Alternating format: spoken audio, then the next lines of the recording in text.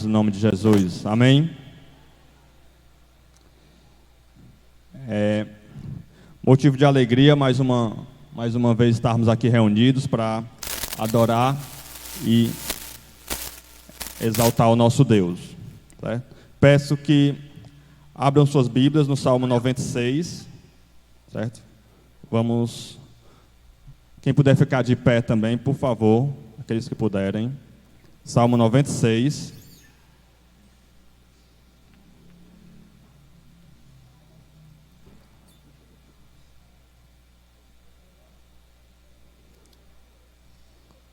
Salmo de número 96. Cantai ao Senhor um cântico novo. Cantai ao Senhor todas as terras. Cantai ao Senhor, bendizei o seu nome, proclamai a sua salvação dia após dia. Anunciai entre as nações a sua glória, entre todos os povos as suas maravilhas. Porque grande é o Senhor e muito digno de ser louvado, temível mais do que todos os deuses. Porque todos os deuses dos povos não passam de ídolos. O Senhor, porém, fez os céus.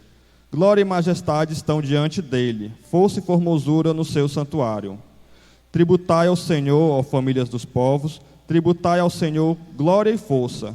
Tributai ao Senhor a glória devida ao seu nome. Trazei oferendas e entrai nos seus átrios. Adorai ao Senhor na beleza da sua santidade. Tremei diante dele todas as terras. Dizeis entre as nações, reina o Senhor. Ele firmou o mundo para que não se abale e julga os povos com equidade. Alegrem-se os céus e a terra exulte. Ruja o mar e a sua plenitude. Folgue o campo e tudo o que nele há. Regozijem-se todas as árvores do bosque na presença do Senhor. Porque vem julgar a terra. Julgará o mundo com justiça e os povos consoante a sua fidelidade. Amém? Vamos orar, pedindo para que Deus receba os nossos louvores e fale conosco essa noite. Senhor, Santo Deus, Pai de infinita misericórdia, de infinita bondade, Senhor, te damos graça, Senhor, por mais uma vez estarmos aqui, Pai, o teu povo, Senhor, reunido, Senhor, em teu nome, para te adorar, para te exaltar, Senhor, para te glorificar, ó Pai. Senhor, recebe, Senhor, o nosso louvor, Senhor, mesmo sabendo, Senhor, das nossas falhas, mas Tu não leva em consideração, Senhor, elas, Senhor, mas que Tu receba, Senhor, a si mesmo o nosso louvor, que o nosso louvor seja agradável a Ti, Senhor, e que Tu venha, Senhor, a falar conosco essa noite, ó Pai. Fala, Senhor, os nossos corações, Senhor, que o Espírito Santo, Senhor, abra a nossa mente, Senhor, nos dê entendimento para ouvir, para entender e para praticar, Senhor, a Tua palavra, ó Deus. É o que nós te pedimos, Senhor, já te somos gratos, ó Pai, em nome de Jesus. Amém.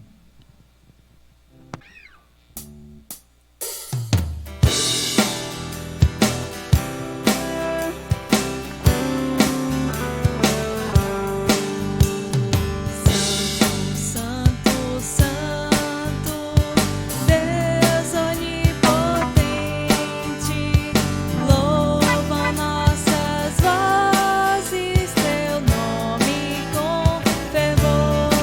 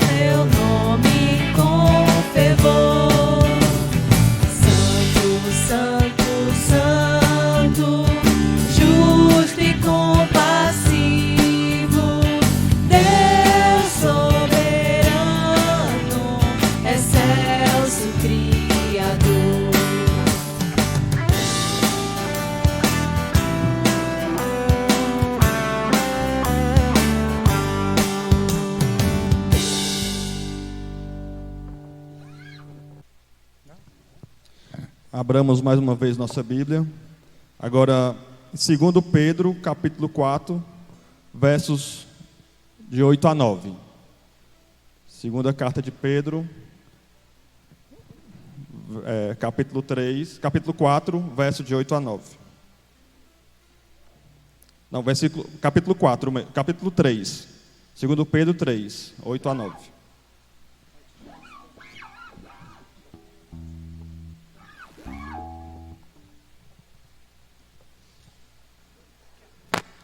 Segundo Pedro 3, de 8 ao 9. Amém?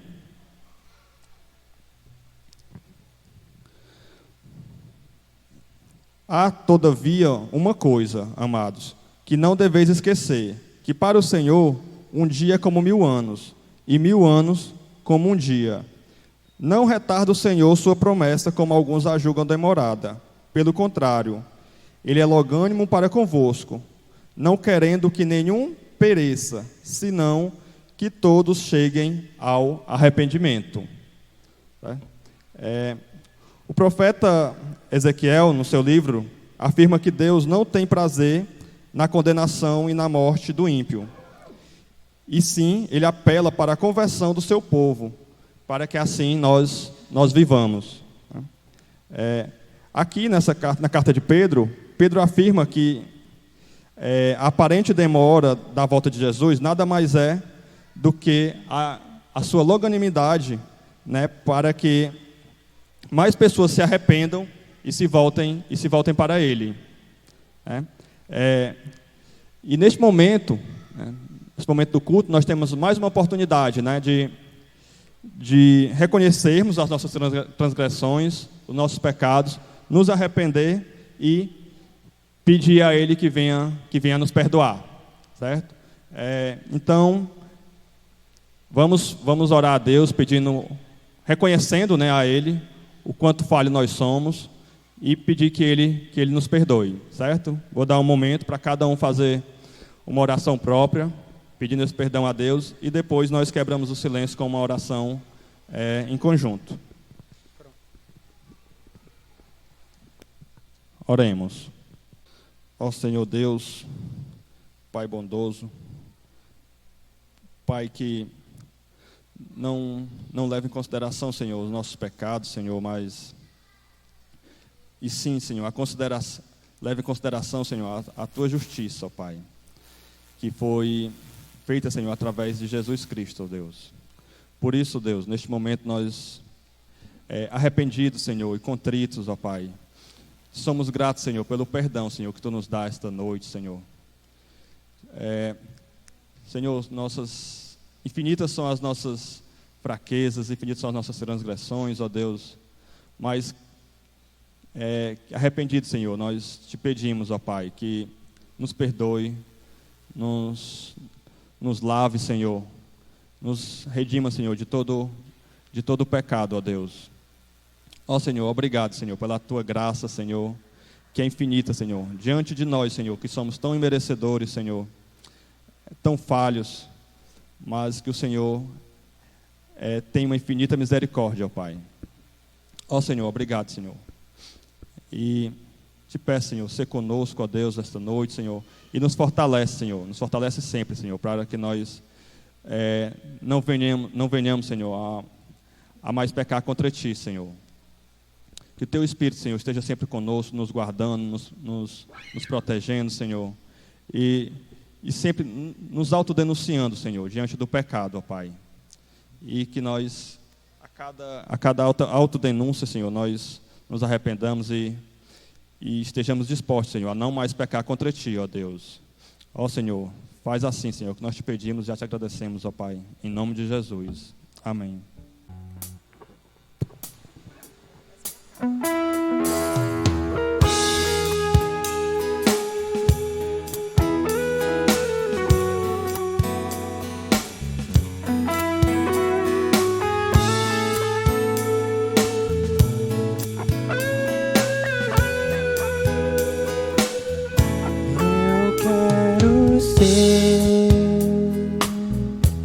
Senhor amado.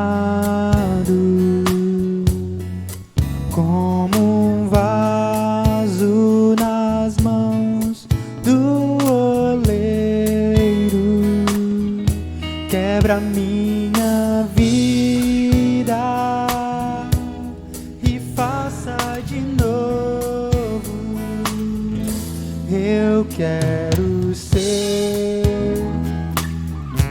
eu quero ser um vaso meu, como tu queres,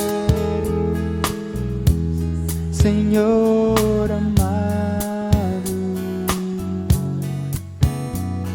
Tu és o oleiro e eu o vaso. Quebra minha vida e faça de novo. Eu quero ser, eu quero ser um vaso meu.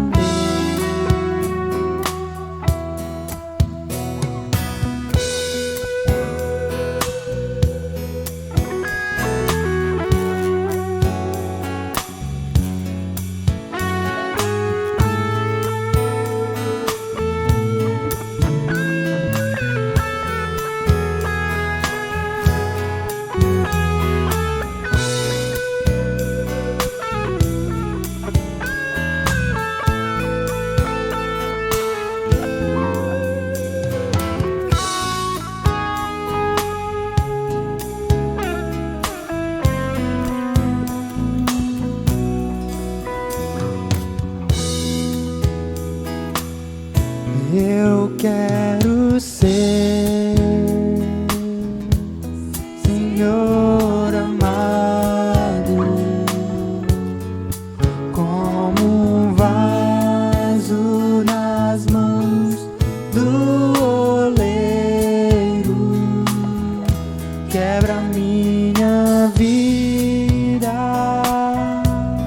e faça de novo. Eu quero ser, eu quero ser um vaso meu.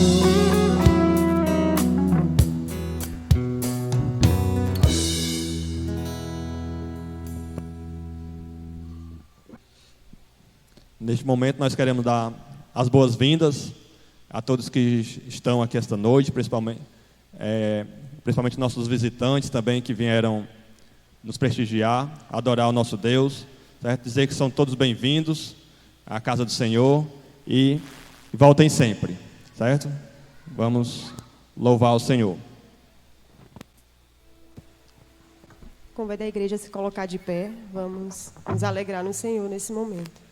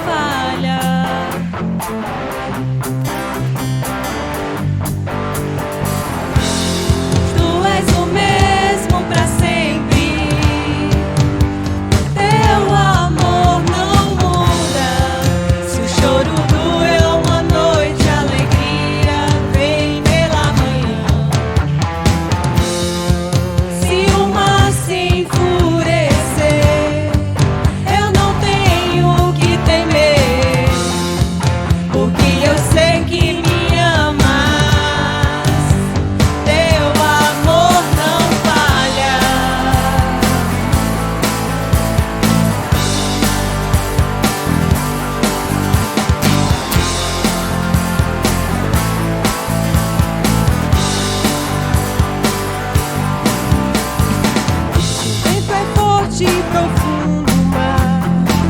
Tua presença vem me amparar. Teu amor não falha.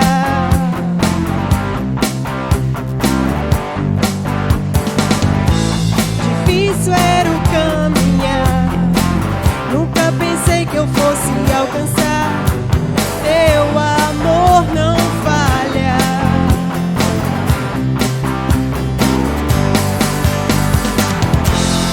Tu és o mesmo pra sempre. Teu amor não muda. Se o choro dura uma noite, a alegria vem pela manhã. Se o mar se enfurecer, eu não tenho que temer, porque eu sei que me amas. Teu amor não falha.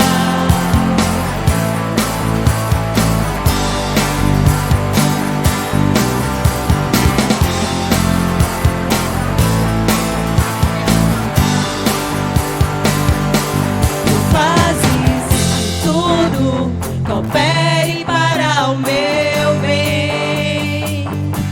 Tu fazes que tudo coopere para o meu bem. Tu fazes que tudo coopere para o meu bem. Tu fazes que tudo coopere para o meu bem. Tu és o mesmo pra sempre. Teu amor não muda. Se o choro dura uma noite, a alegria vem pela manhã. Se o mar se enfurecer, eu não tenho que temer, porque eu sei que me amas. Teu amor não falha.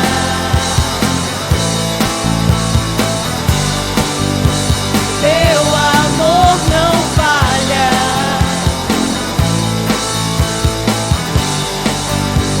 Teu amor não falha. Amém, Jesus. Pode sentar.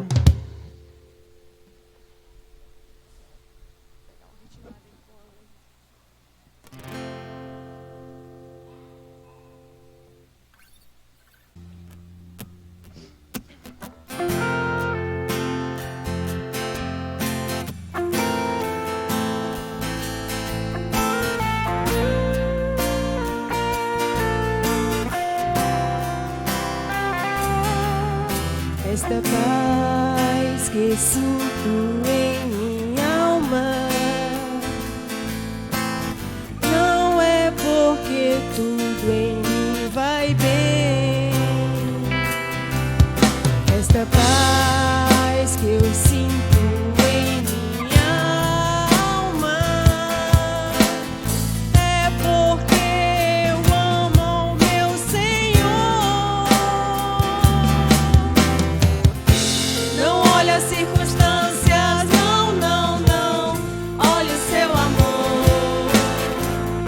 Não me guio por vistas.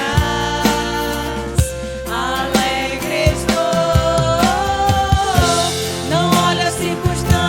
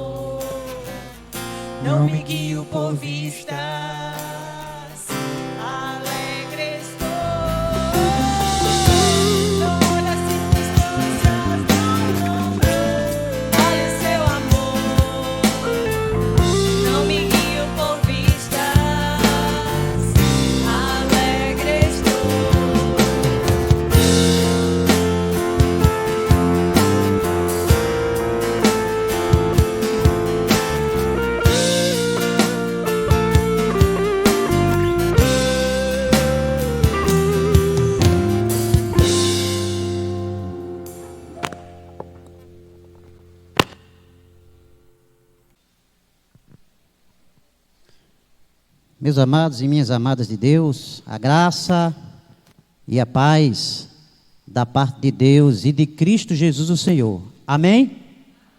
Muito bem, foi fraco, amém? Amém, graças a Deus. Que alegria, meus amados irmãos e irmãs, estarmos aqui, não é? Nesse templo hoje, o nosso Deus nos trouxe aqui essa noite. É um privilégio, o Espírito Santo do Senhor ter nos trazido para aqui. Porque se não fosse o Espírito do Senhor, nós não estaríamos aqui.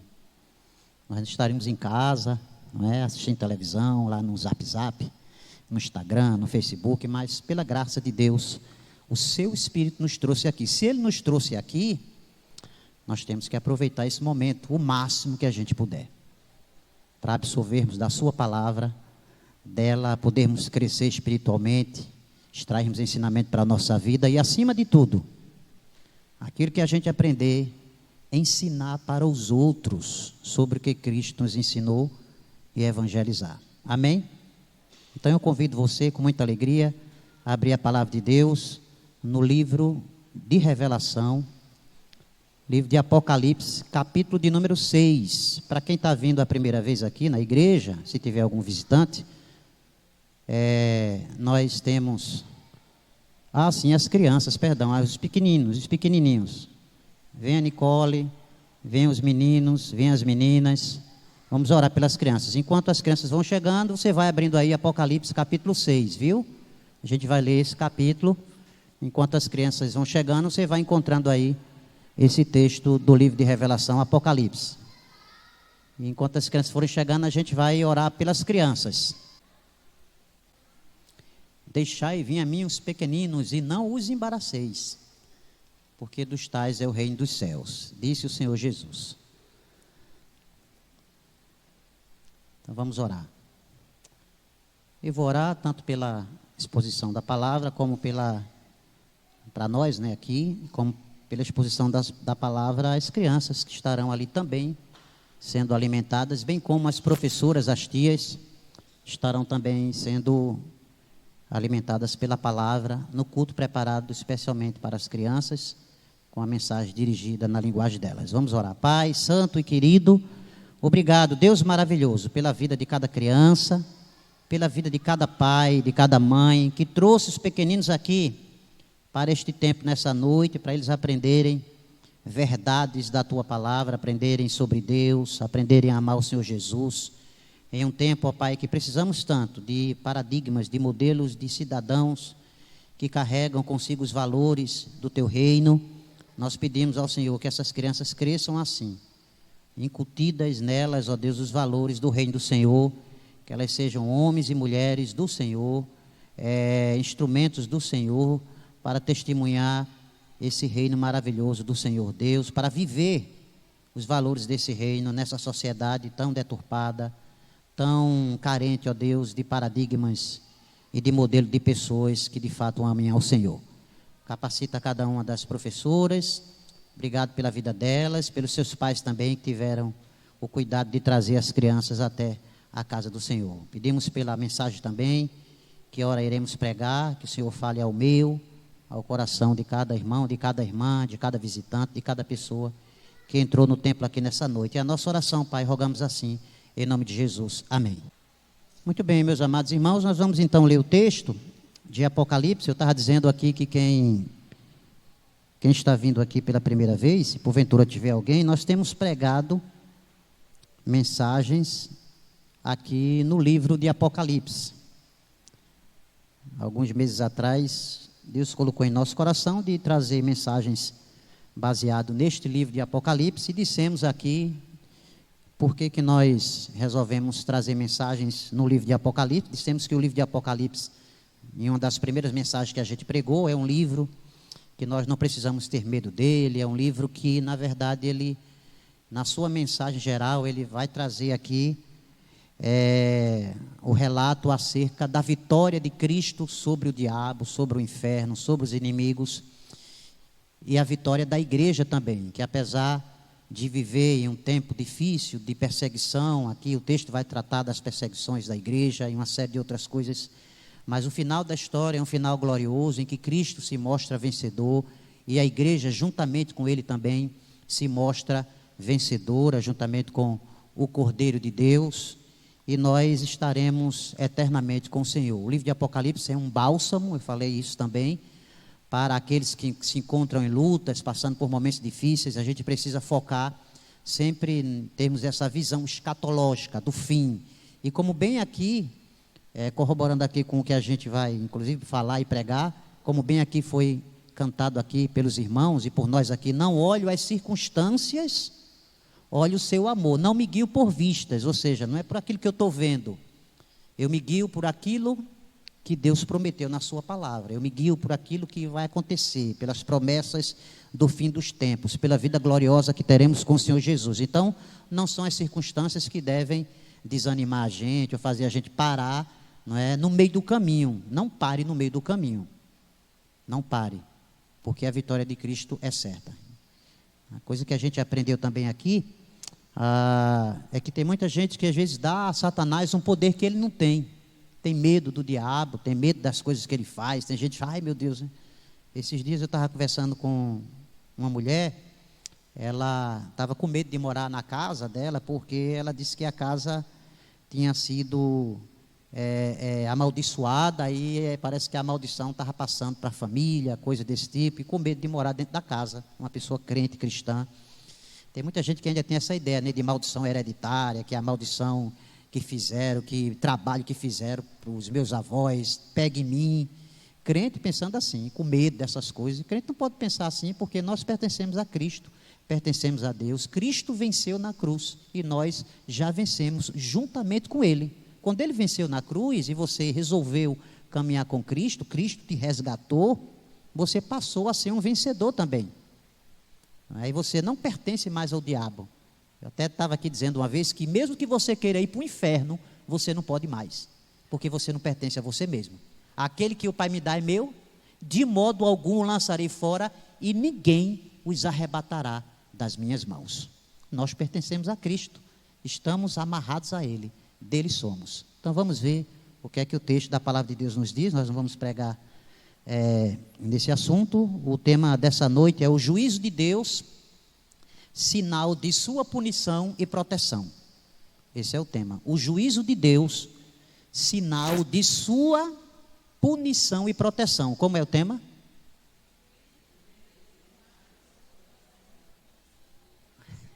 Se atrapalha tudo. Vou dizer de novo, ó. O juízo de Deus é um sinal de sua punição e de sua proteção. Vamos lá agora?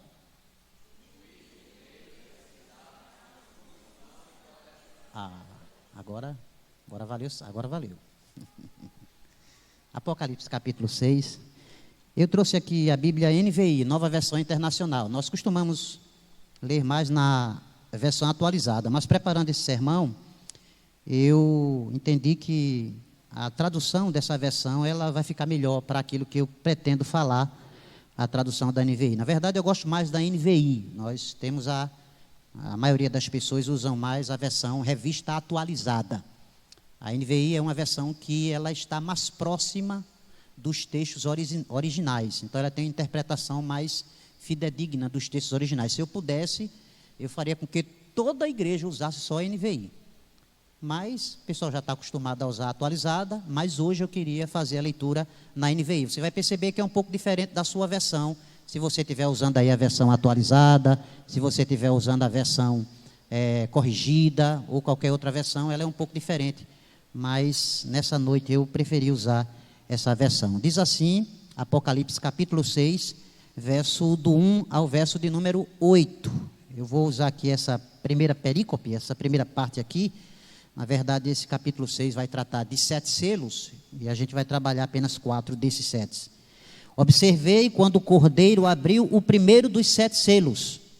Então ouvi um dos seres viventes dizendo com voz de trovão: venha. Olhei e diante de mim estava um cavalo branco. Seu cavaleiro empunhava um arco e foi-lhe dado uma coroa. Ele cavalgava como vencedor, determinado a vencer. Quando o cordeiro abriu o segundo selo, ouvi o segundo ser vivente dizendo: venha. Então saiu outro cavalo, e este era vermelho, Seu cavaleiro recebeu poder para tirar a paz da terra e fazer com que os homens se matassem uns aos outros. Ele foi dado uma grande espada. Quando o cordeiro abriu o terceiro selo, ouvi o terceiro ser vivente dizendo: venha. Olhei e diante de mim estava um cavalo preto. Seu cavaleiro tinha na mão uma balança. Então ouvi o que parecia uma voz entre os 4 seres viventes dizendo: 1 quilo de trigo por 1 denário, 3 quilos de cevada por 1 denário, e não danifique o azeite e o vinho. Quando o cordeiro abriu o 4º selo, ouvi a voz do 4º ser vivente dizendo: venha. Olhei e diante de mim estava um cavalo amarelo. Seu cavaleiro chamava-se Morte, e o Hades o seguia de perto. Foi-lhes dado poder sobre um quarto da terra para matar pela espada, pela fome, por pragas e por meio dos animais selvagens. Amém. Nós já oramos, então nós vamos aqui pensar acerca dessa nova revelação que o apóstolo João recebe, o livro de Apocalipse. Como já dissemos em outras mensagens, é um livro que foi escrito pelo apóstolo João, que é apóstolo do Senhor Jesus, considerado o apóstolo amado do Senhor Jesus, que além do livro da Revelação, escreveu também 3 cartas, a primeira, a segunda e a terceira carta de João. Escreveu também o Evangelho de João, onde ele tem ali o objetivo de falar de Jesus Cristo, de mostrar o lado divino da pessoa de Jesus Cristo. Nessa revelação, João estava preso, exilado em uma ilha chamada Patmos, hoje a atual Turquia. Ele estava ali por conta da perseguição da igreja, que foi desencadeada pelo imperador chamado Domiciano, no ano de 94, depois da morte e ressurreição de Jesus. Domiciano desencadeou uma perseguição à igreja, assim também como Nero o fez, no ano de número 64, e João estava ali por causa da pregação do Evangelho. Ele estava ali por causa da pregação do Evangelho de Jesus Cristo. E diz o texto que no dia do Senhor ele recebe essa revelação. Ele é como que transportado do seu corpo para uma outra dimensão, e ali ele começa a ter essa visão maravilhosa desses últimos tempos. É claro que aquilo que João descreve, ele descreve de acordo com aquilo que ele conhecia do seu mundo da época.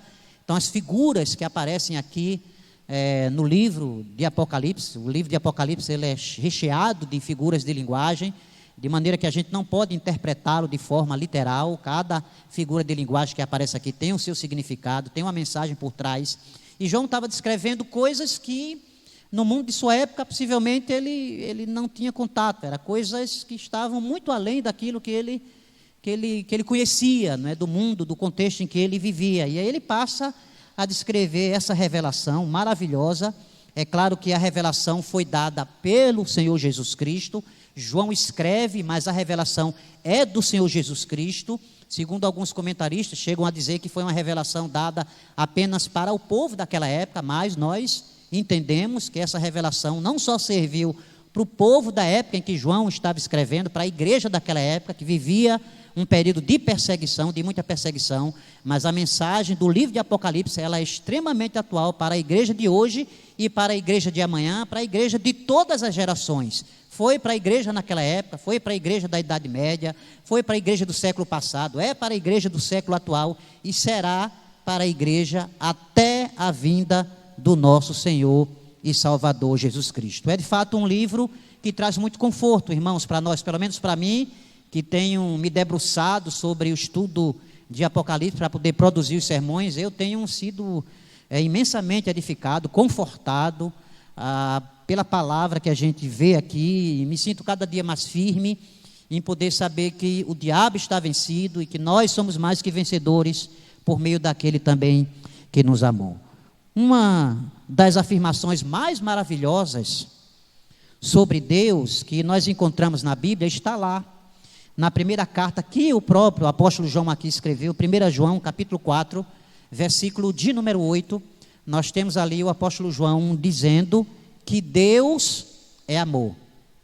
João começa dizendo que se alguém não ama Deus, não é? Não pode ser, em outras palavras, não pode ser nem crente, nem cristão, porque Deus, Ele é amor.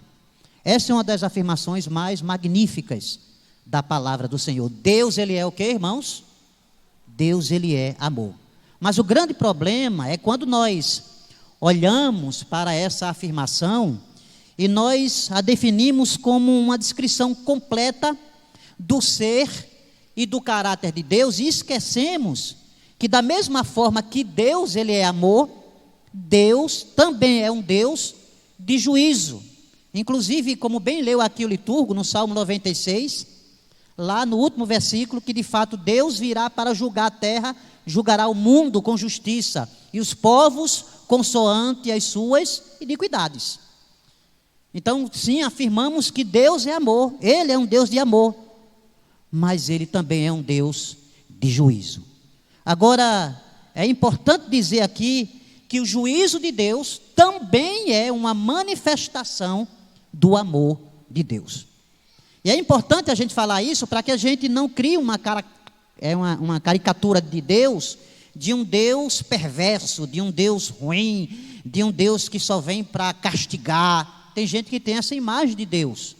Deus é como se fosse um bicho-papão, um ser que está para punir as pessoas o tempo todo, para castigar. Não, Deus, na verdade, Ele executa o seu juízo sobre aqueles que são rebeldes, sobre aqueles que afrontam a sua santidade, porque Deus é santo e Ele não pode, de maneira nenhuma, compactuar com o pecado do homem. Então é importante a gente saber que a imagem de Deus é a imagem, de fato, de um Deus amoroso e que manifesta esse seu amor, inclusive, por meio do juízo que Ele executa. Então, enxergar em Deus apenas o seu amor e esquecer-se do seu juízo, nesse caso, nós corremos o risco de termos dificuldades, inclusive de lidar com situações da vida difíceis, sejam tribulações particulares, sejam maus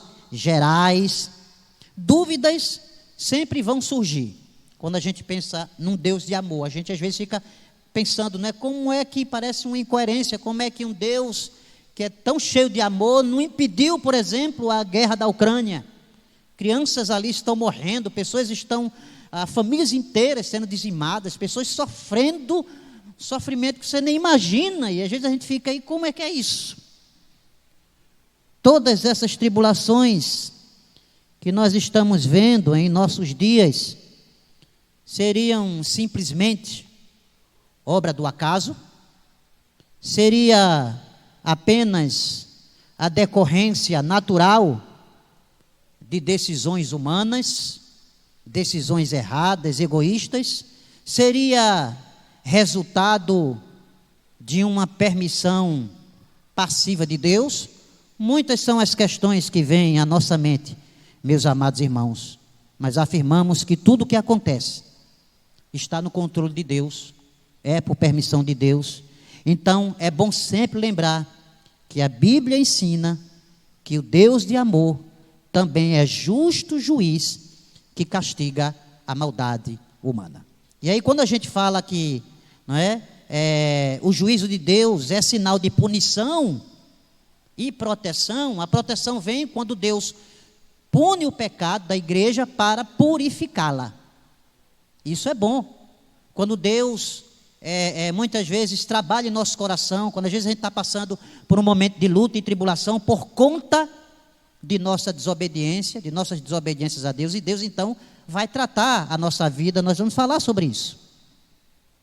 Nesse capítulo 6 que nós lemos, o apóstolo João está tendo aqui então agora uma visão das tribulações e das perseguições que há de vir sobre a terra, e que a igreja, é claro, não está isenta ou não estará isenta de passar por essas tribulações.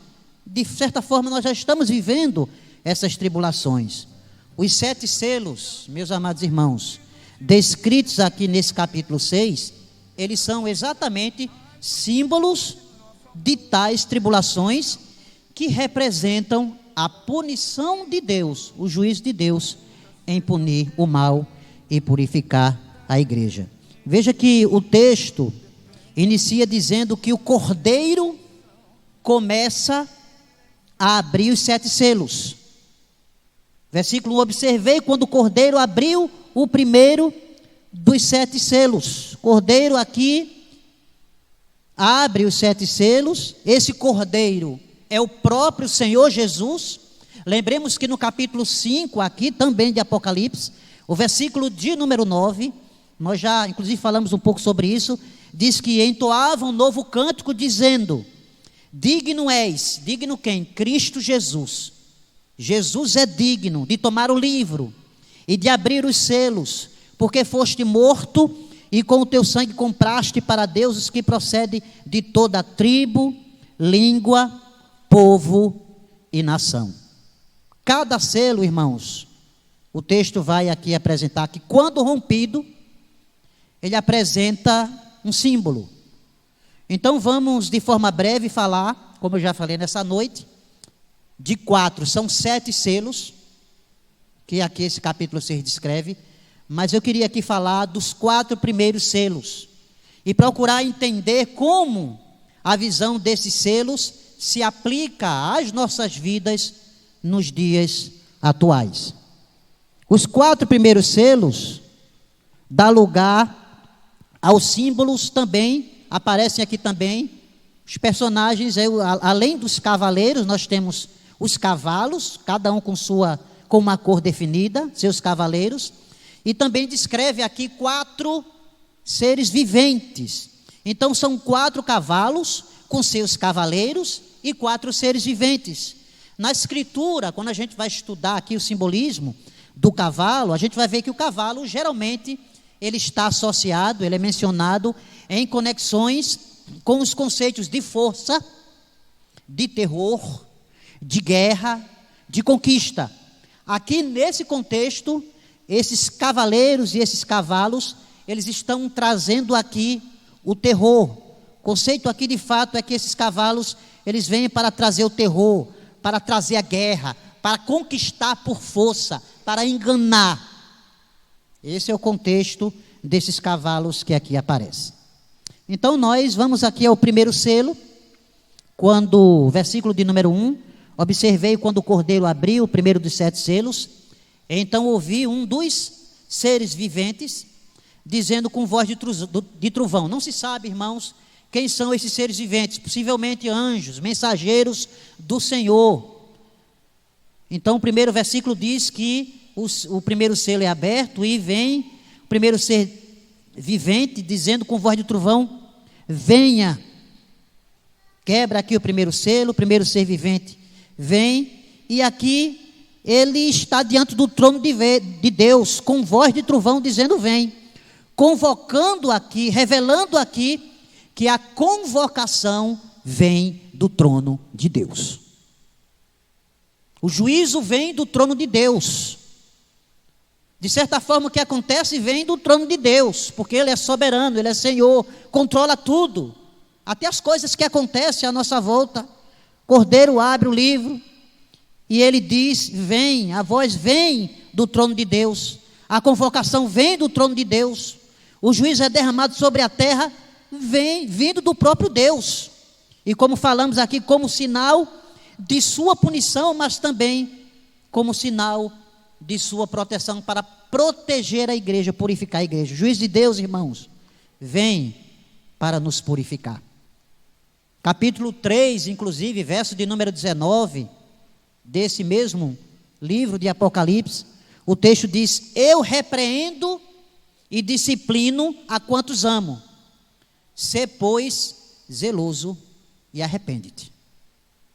Às vezes nós estamos enfrentando situações e a gente fica dizendo: isso é uma provação de Deus na minha vida. Cuidado para não confundir provação com situações que estão relacionadas a pecado.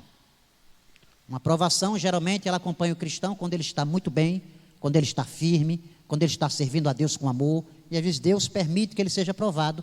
Nós temos na Escritura o clássico exemplo de Jó, um homem temente a Deus, que se afastava do mal, e Deus permitiu que ele passasse por aquele momento de tribulação. Ali sim é uma provação. Tiago fala no capítulo 1, tende por motivo de toda alegria o passardes por várias provações, sabendo que a provação da vossa fé, uma vez confirmada, produz perseverança. Deus nos prova para fortalecer mais a nossa fé. Mas existem situações que a gente está passando que às vezes não é resultado de provação. É do seu coração duro, é do seu pecado, é da sua teimosia, é da sua desobediência a Deus. Às vezes você começa a passar, a enfrentar momentos difíceis e diz, eita, Deus está provando a minha fé. Não, porque a sua fé não está muito boa. Você está ruim de fé. Deus está tentando purificar você. Na verdade, permitindo que você passe por isso. O que você está enfrentando é resultado do seu pecado, em alguns casos. Mas Deus prova as pessoas e Deus pune também. Interessante que a palavra juízo aparece nas Escrituras como castigos imputados por Deus. E essa determinação divina, ela está relacionada sempre à justiça do eterno Senhor, que não permitirá que nenhum pecado fique impune. Por isso, ele implementa punições sobre toda maldade. E estes juízos divinos atestam que o justo Criador faz justiça e estabelece o seu direito na terra para punir os pecados. O apóstolo Paulo, escrevendo na sua carta aos Romanos, ali no 1º capítulo, ali no 2º capítulo também, ele vai tratar acerca da depravação do homem, que é inclusive um dos pontos da nossa doutrina reformada, a total depravação. Entendemos que a queda no Éden não foi um escorregão, foi uma queda mesmo, o homem caiu mesmo, e por isso que o mundo se encontra do jeito que está. As pessoas não querem amar a Deus, não querem saber de valores cristãos, espirituais, não querem saber do Senhor. E nós, mesmo salvos, ainda somos tendenciosos, somos às vezes puxados para esse lado. Paulo, escrevendo no capítulo de número 2, versículo de número 2 de Romanos, Paulo vai dizer o seguinte, Romanos capítulo 2, versículo de número 2. Bem sabemos que o juízo de Deus é segundo a verdade contra os que praticam tais coisas. Que coisas, irmãos? Depravação, imoralidades, toda sorte de concupiscência, toda sorte de pecado, toda sorte de transgressão à lei de Deus. Então esse primeiro cavaleiro aparece, ele está trazendo do trono de Deus o juízo do Senhor. Ele carrega o juízo de Deus. É interessante que Deus usa até mesmo o próprio inimigo para punir, às vezes até mesmo a igreja. O verso de número 2, ainda tratando do primeiro selo, em resposta aqui ao chamado do primeiro ser vivente, surge então o primeiro símbolo do juízo de Deus. Surge o primeiro cavalo com seu cavaleiro. O texto diz que é um cavalo branco. E vi e eis um cavalo branco. Aqui na NVI, por isso que eu usei ela, diz assim, é bem interessante a gente observar o que diz esse verso de número 2. Olhei e diante de mim estava um cavalo branco. Seu cavaleiro empunhava um arco e foi-lhe dado uma coroa. Ele cavalgava como vencedor determinado a vencer. Essa expressão é muito importante a gente entender ela para que a gente tenha uma boa interpretação. Diz o texto aqui que ele cavalgava como vencedor. Ou seja, ele não era de fato um vencedor, ele era como se fosse um vencedor, cavalgando como se achasse que fosse vencer, porque o vencedor de fato, irmãos, é quem? Cristo Jesus. Ele sim morreu na cruz. Alguns comentaristas dizem, por exemplo, William Hendricks vai dizer que esse cavalo seria Jesus Cristo, mas eu entendo, não é? Ele fala isso por conta da associação com sua cor branca. Obrigado, meu irmão, Deus abençoe. E o Cordeiro de Deus é branco, não é? Se revela como cordeiro puro, branco. Então alguns dizem, o Hendricks vai dizer que seria aqui Cristo, mas eu prefiro entender e ficar com a interpretação que fala que esse cavalo branco, ele de fato seria um instrumento do próprio, das próprias forças do mal. Então a gente vai considerar aqui que seria aqui um personagem diabólico, até porque o diabo, ele sempre costuma imitar a Deus.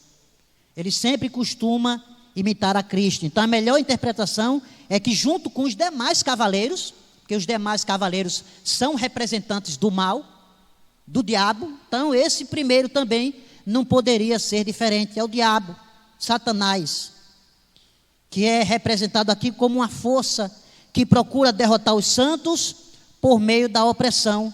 Vejam, por exemplo, o capítulo de número 13, aqui mesmo de Apocalipse, em que a gente vai ver que o diabo, ele sempre quer se parecer com Deus em tudo. Ele quer glória para o seu nome, ele quer ser parecido com ele quer imitar a Cristo.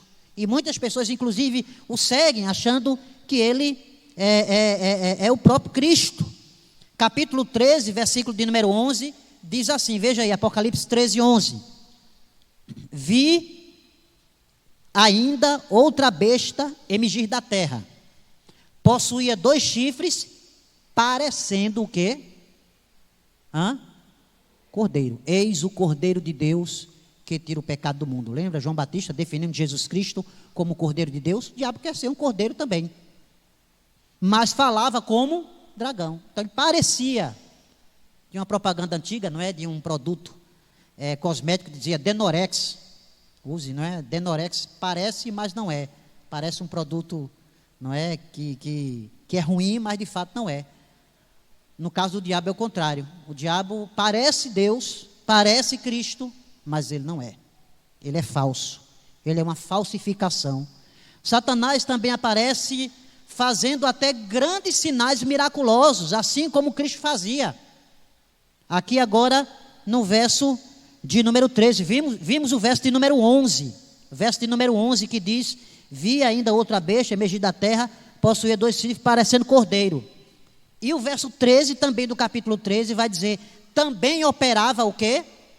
Grandes sinais, de maneira que até fogo do céu faz descer a terra diante dos homens. Veja também que no verso 7 do mesmo capítulo 13, o texto vai dizer: diz que ele pelejou contra os santos, e aí a expressão parecida com a expressão que a gente encontra aqui no verso de número 2. Foi-lhe dado, versículo 7 do capítulo 13 de Apocalipse, foi-lhe dado também que pelejasse contra os santos e os vencesse. Deu-lhe ainda autoridade sobre cada tribo, povo, língua e nação. Ele aparece como que vencendo. Parece que ele vence, e vence de fato. O diabo vence sim aqueles que estão fracos. O diabo vence, o diabo tem vitória sobre aqueles que não estão perseverantes. O diabo vai vencer sobre aqueles que estão distantes. Mas sobre aqueles que permanecem firmes, esses ele não vence. Porque esses são vencedores. Já são vencedores com o Senhor Jesus. Então, de fato, a melhor interpretação que eu entendo, John Stott que vai seguir essa interpretação, dizendo que aqui, de fato, se trata do diabo. E essa vitória, é claro que aparece aqui, ela é uma vitória parcial sobre aqueles que não permanecem firmes no Senhor. Diz aqui o texto que ele vem como para vencer. Diz também que ele carregava uma espada, a mesma espada que Davi usou para matar Golias, o gigante Golias. Opa, pastor, mas não foi uma pedra não, uma funda sim. Ele primeiro joga a funda, a pedra na cabeça do gigante, o gigante cai, mas ele não tinha morrido ainda não, viu? Lá no capítulo de número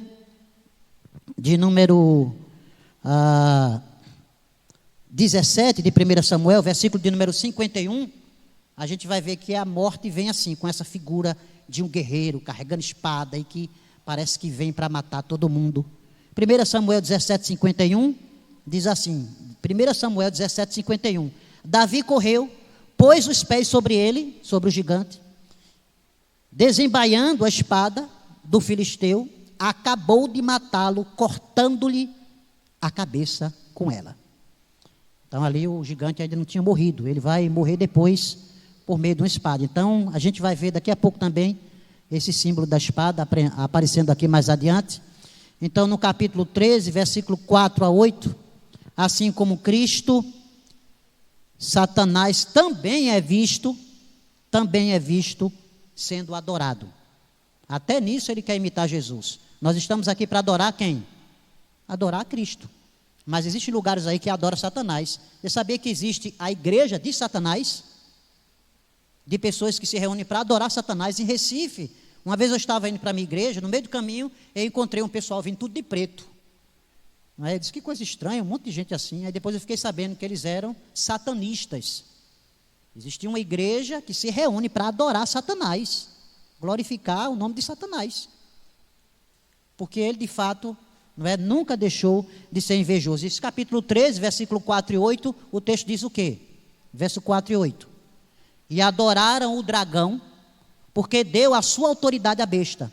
Também adoraram a besta, dizendo, quem é semelhante à besta? Quem pode pelejar contra ela? Versículo 8. E adorá-la-ão todos os que habitam sobre a terra, aqueles cujos nomes não foram escritos no livro da vida do Cordeiro, que foi morto desde a fundação do mundo.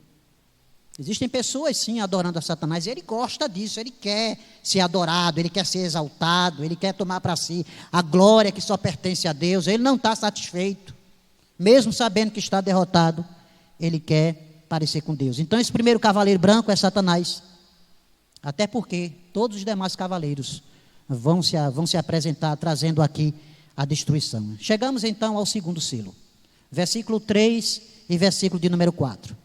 É convocado agora o segundo cavaleiro. Ele vem num cavalo vermelho. Ele traz então uma espada. Veja aqui a figura da espada que aparece. É a espada como aquela, por exemplo, lá de Davi. É uma espada que representa a guerra, que representa a morte, a destruição. Ele traz a espada. E o seu propósito é de incitar violência e a guerra no mundo. Tanto a cor vermelha, irmãos, como a espada representam a morte. Aqui no contexto. Quando abriu o segundo selo, ouviu o segundo ser vivente dizendo, vem. Saiu outro cavalo vermelho e ao seu cavaleiro foi-lhe dado tirar a paz da terra, para que os homens se matassem uns aos outros. Também foi-lhe dada uma grande espada. Então a gente percebe aqui que não é isso que a gente tem visto nos dias de hoje. Não é isso que nós temos presenciado nos dias de hoje. Falta de paz, guerras, homens se matando, está mais diante de uma guerra, gente morrendo à torta e à direita. Vejam então que o juízo de Deus, ele não é pontual, irmãos. O juízo de Deus, diz aqui o texto, foi-lhe dado poder para tirar a paz de toda a terra. É claro que mais à frente a gente vai ver que a ação do diabo, ele atinge uma terça parte da terra, mas se referindo àqueles que são preservados, que são escolhidos de Deus. Mas a punição, ela é geral. A punição, ela se espalha por toda a terra. Em todo canto você vê fome. A gente já vai falar inclusive sobre isso. A gente vê guerra, a gente vê pessoas se matando. A igreja, ela não está isenta de passar por tempos assim, irmãos.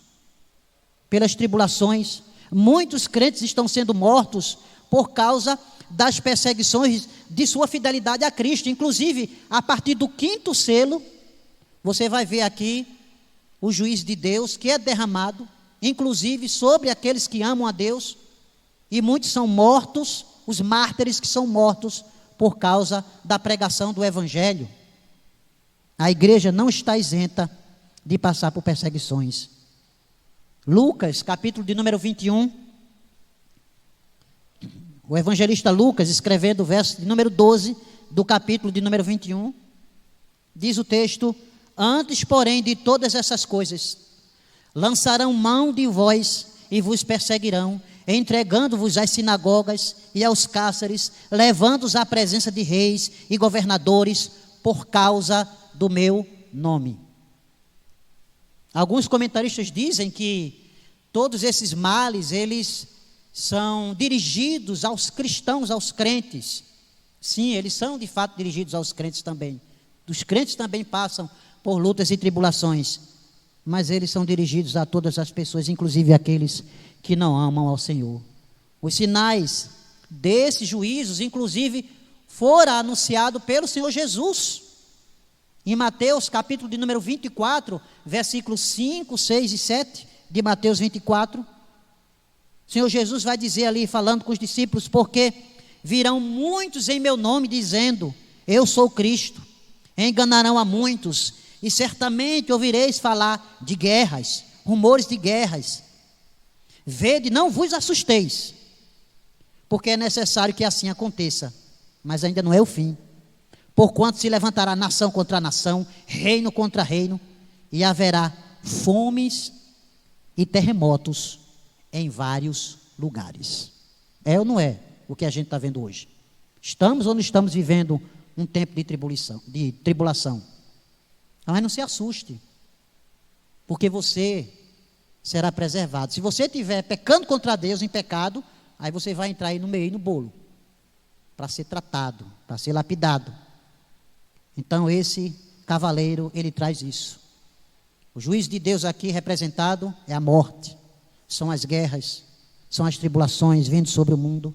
Então temos aqui o terceiro selo, verso de número 5 e verso de número 6. Mais juízos são anunciados aqui, e dessa vez surge um cavalo preto, com seu cavaleiro, ele carrega uma balança. João diz que ouve aqui uma voz no meio dos 4 seres viventes, dizendo: 1 medida de trigo por 1 denário, 3 medidas de cevada por 1 denário, e não danifiqueis o azeite e o vinho. O que significa isso, irmãos? Nós vamos então ler aqui os versos de número 5 e os versos de número 6 de uma forma completa. Diz assim: quando o cordeiro abriu o terceiro selo, ouvi o terceiro ser vivente dizendo: venha.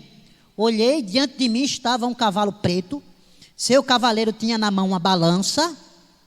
Então ouvi o que parecia uma voz entre os 4 seres viventes dizendo: 1 quilo de trigo por 1 denário, 3 quilos de cevada por 1 denário, e não danifiqueis o azeite e o vinho. A balança, amados irmãos, que este cavaleiro aqui carregava, simboliza o comércio. O juízo de Deus aqui é sobre o comércio, é sobre, não é, aquilo que a gente compra, aquilo que a gente usa para consumir, o nosso consumo. Ele traz aqui inclusive a fome por meio da escassez, por meio da carestia de alimento.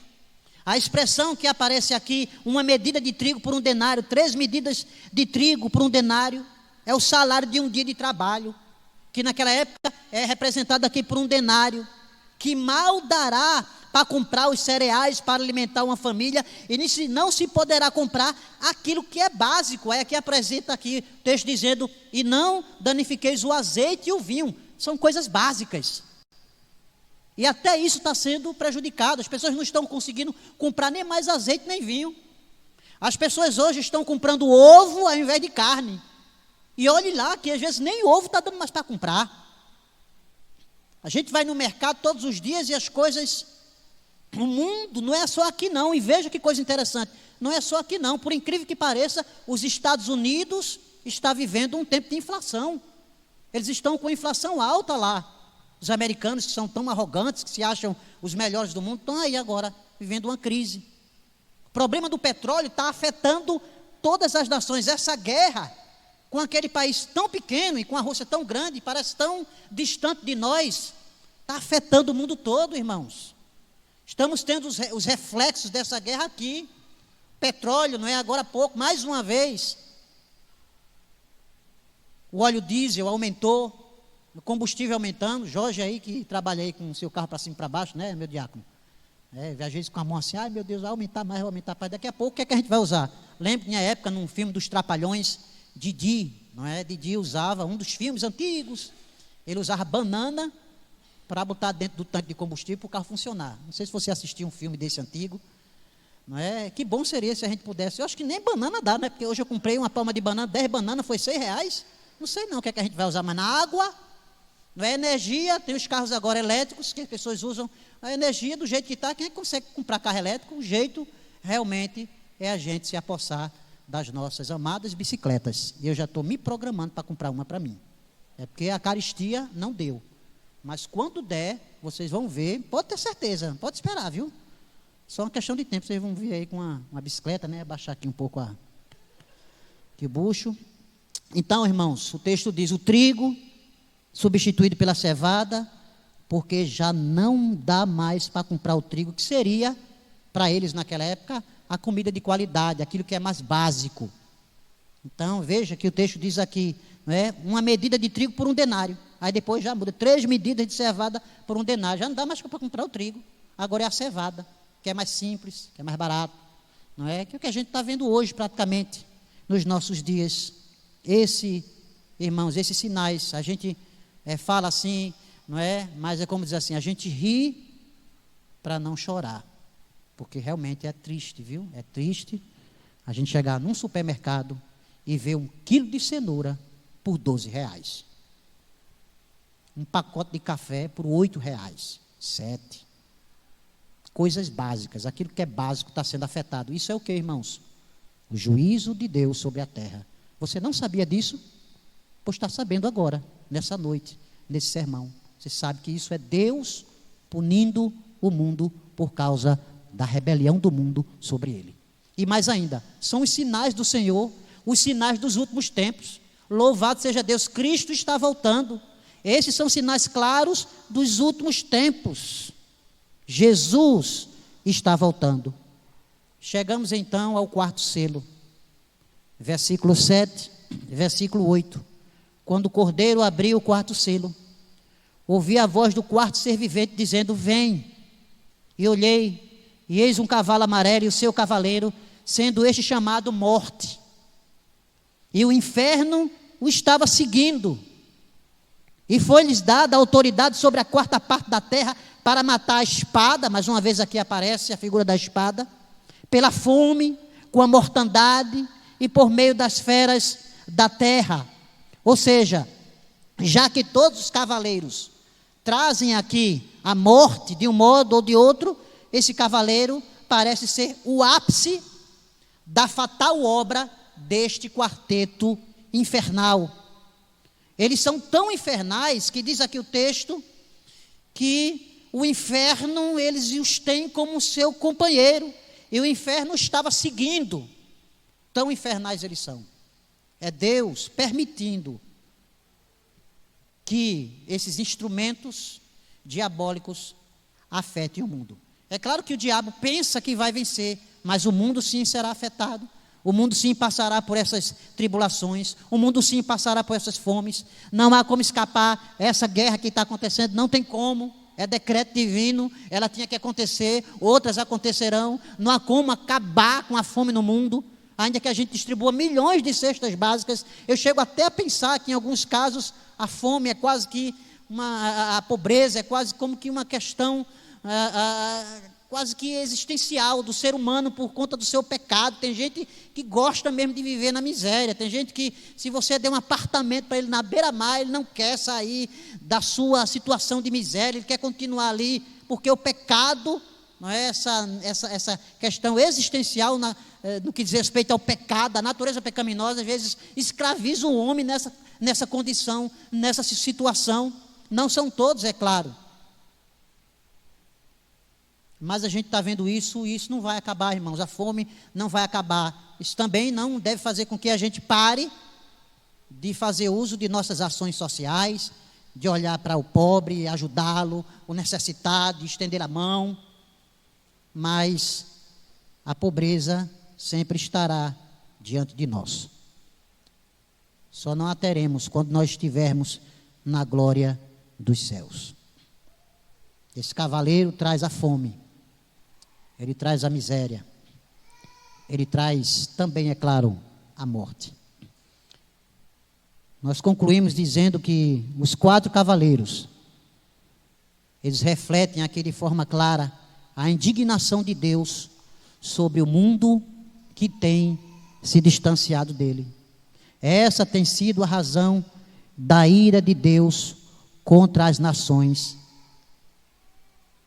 Esses cavaleiros surgem para castigar a idolatria do povo, a desobediência do mundo. Existe inclusive uma profecia em Ezequiel que fala de 4 personagens que vêm para punir o mundo. Em Ezequiel capítulo 14, versículo de número 21 Ezequiel 14, 21. Porque assim diz o Senhor Deus: quanto mais se eu enviar os meus 4 maus juízos, a espada, a fome, as bestas feras e a peste, contra Jerusalém, para eliminar dela homens e animais. É uma profecia para aquela época também, para o povo de Jerusalém, que havia quebrado a aliança com Deus. Ezequiel chega para profetizar contra a desobediência daquele povo, mas também é uma profecia que tem muita ligação com a revelação aqui do livro de Apocalipse. E apesar, é claro, de a gente saber, eu tenho dito aqui, de que todas esse juízo atinge o mundo e a igreja, esses flagelos, eles de certa forma trazem conforto. Isso porque, primeira coisa, são misericordiosamente limitados, como diz o verso de número 8 aqui. Olhei, diante de mim estava um cavalo amarelo, seu cavaleiro chamava-se Morte, e Hades seguia de perto. Foi-lhe dado poder sobre 1/4 da terra para matar. 1/4 da terra, quarta parte da terra. Então esses juízos são misericordiosamente limitados. É claro que muitos irmãos serão poupados. A igreja do Senhor, no final de tudo, será poupada. Passará por isso, mas será poupada. Poupada do quê? Da condenação final. São usados aqui de forma soberana pelo Senhor e de forma clara, como já falamos, realmente para purificar os santos e punir os seus seguidores.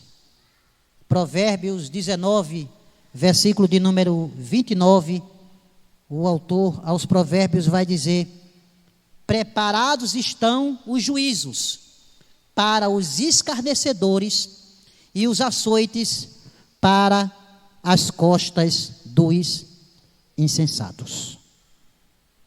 De forma clara, amados irmãos, o nosso Deus, Ele é um Deus de juízo. E esses juízos é de fato um sinal da punição de Deus sobre esse mundo que caminha cada vez mais se afastando do Senhor, mas também ele é um sinal da purificação. Que possamos então nos apropriar dessas verdades. E eu pergunto, não é, a você nessa noite, como você tem enxergado tudo isso que tem acontecido à sua volta, como você se sente? A nossa palavra aqui é que não tenha medo, o Cordeiro de Deus já venceu. Não tenha medo desses juízos, porque eles virão sim. Muitos de nós passaremos, lamentavelmente, por essas tribulações, mas eis que o Cordeiro de Deus foi morto. Ele foi morto e ele é vencedor. Ele não veio como para vencer, ele veio para vencer, porque ele é vencedor. Ele já venceu Satanás na cruz. Na hora que ele morre, ele disse: está consumado, está concluído, está tudo acertado. O diabo ali entrou em desespero total, como está até agora, enlouquecido, sabendo que já vai para o inferno, e tenta então enganar as nações, como bem vimos aqui no capítulo 13, arrastando muitos que estão o adorando. Inclusive, eu acho engraçado como o ser humano ele é tão cego das verdades de Deus, que é impressionante como aquele cara chamado Henrique Cristo, que já apareceu em muitos programas de televisão, inclusive, tem seguidores. O Henrique Cristo, nem sei se ele está vivo ainda, eu acho que está, né? Tem seguidores, o cara. Parece uma piada, né? Mas é verdade. A gente segue coisas, irmãos, coisas que a gente fica sem acreditar que é possível. Crentes seguindo seitas heréticas, movimentos filosóficos dos mais diversos, que a gente fica pensando, como é que pode? Abandonando a fé verdadeira por coisas, sabe, sem sentido. Mas isso faz parte da nossa natureza. E é claro, esses que assim o fazem, infelizmente, sofrerão, não é? Por estarem distantes do Senhor, longe de Deus. Que Deus em Cristo nos fortaleça. Fortaleça a nossa fé com essas verdades. Fortaleça a nossa fé e nos dê esperança de que lá na frente nós não veremos mais isso. Com o Senhor estaremos definitivamente. Amém? Que Deus aplique em seu coração a mensagem do Senhor. Vamos orar mais uma vez. Santo e maravilhoso Pai, obrigado pela Tua palavra. Obrigado por essas verdades extraídas aqui desse texto. Ó Deus, sabemos e olhamos hoje para o mundo e sabemos que tudo que acontece são sinais do juízo do Senhor sobre a terra. Mas queremos pedir que o Senhor nos ajude a passarmos por esses tempos difíceis, de tanta carestia, de tanta escassez, de tanta fome, e que para que isso aconteça, possamos nos aproximar mais do Senhor, possamos estar mais próximos do Senhor, unidos ao Senhor, para que possamos vencer esses tempos difíceis. Deus amado, Deus querido, toda a glória seja dada ao teu santo nome, todo louvor seja dado ao teu santo nome, porque sabemos que tu tem controle sobre tudo. Fortalece a nossa fé, nos afasta do mal, trabalha em nossas lutas interiores, trabalha, ó Deus, naquilo que às vezes nos torna frios espiritualmente, distantes. Renova em nós a esperança, renova em nós a fé, coloque em nós, ó Deus, a visão do futuro, da glória do Senhor.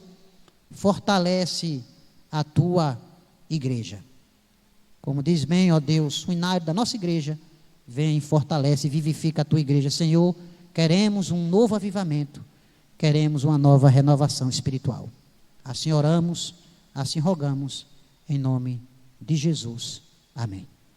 Nesse mesmo espírito de adoração, irmãos, nós vamos então sermos dirigidos pelo grupo de louvor com um cântico que corrobora aqui com aquilo que a gente acabou de pregar, enquanto estivermos cantando, como diz Malaquias 3:10, trazei todos os dízimos à casa do tesouro, para que haja mantimento na minha casa, e provai-me nisso, diz o Senhor, se eu não vos abrir as janelas dos céus e não derramar sobre vós bênção sem medida. Esse é um momento para aqueles que são membros da igreja.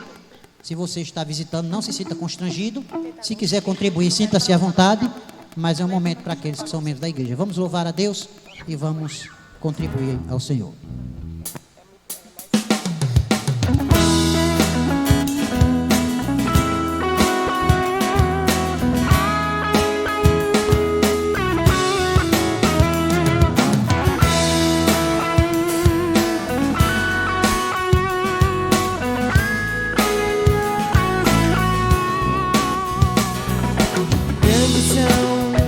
As tuas obras, Senhor Todo-Poderoso, justos e verdadeiros são os teus caminhos. Grandes são as tuas obras, Senhor Todo-Poderoso, justos e verdadeiros são os teus caminhos. Ó Rei das nações, quem não temerá, quem não glorificará teu nome? Ó Rei das nações, quem não te louvará, pois só teu nome é santo. Ó Rei das nações, quem não temerá, quem não glorificará teu nome?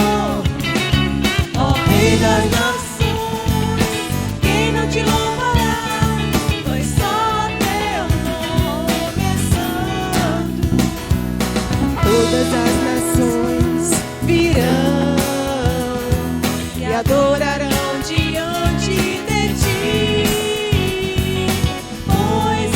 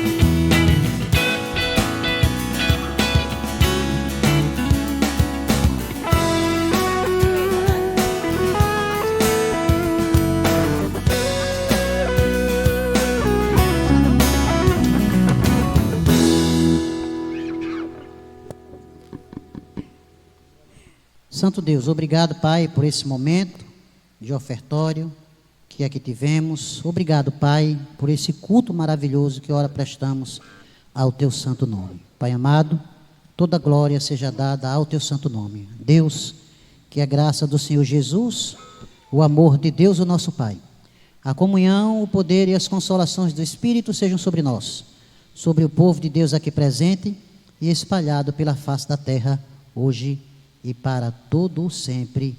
Amém.